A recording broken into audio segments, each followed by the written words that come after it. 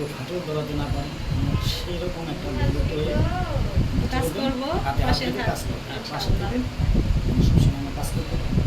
সেই দোয়া কামনা সকলের কাছে করি, সবাই আমাদের জন্য দোয়া করবে। আসমাকে আমি বাস্তব মনে থেকে ছোটো ধরনের মনে করি, কিন্তু অভিনয়ের ক্ষেত্রে আমি তাকে অনেক ফানি কথা বলি বা অনেক কিছু বলি, সেটা অভিনয়ের ক্ষেত্রে শরীর কাজ করে অনেক জায়গায় বা অনেক তাতে মানুষ কিছু আপনার কিছু মনে করবেন না, কারণ নাটকের বিনোদনের ক্ষেত্রে তো সে আমার রক্তের গুণ না হলেও আমার রক্তের গুণ ছিল বেশি।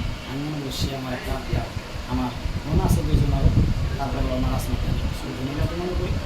তারপরে সেই সাথে আসমার হাজব্যান্ড মনির, তাকে আমার পক্ষ থেকে অসংখ্য ভালোবাসা দোয়া হলো মনির ভাইয়ের জন্য। যে মনির ভাই যে একটা সাদা মনের মানুষ, সেরকম পাইছে একজন সাদা মনের মানুষ, আসমান মাথাকে আমি তাদের সুখী পরিবার যেন তারা জীবন তাদের দুজনের ভালোবাসা নিয়ে যেন চলে পেতে পারে, চলতে পারে।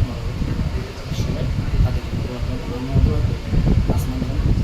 আর শেষে তার একটি কথা, আসমা যেন সবসময় আমার হাত বা আসমার হাত আমার হাতে হাত রেখে আমার যেন বন্ধুত্ব হয়ে আমরা সবসময় একে অপরের কাছে থেকে কাজ করতে পারি।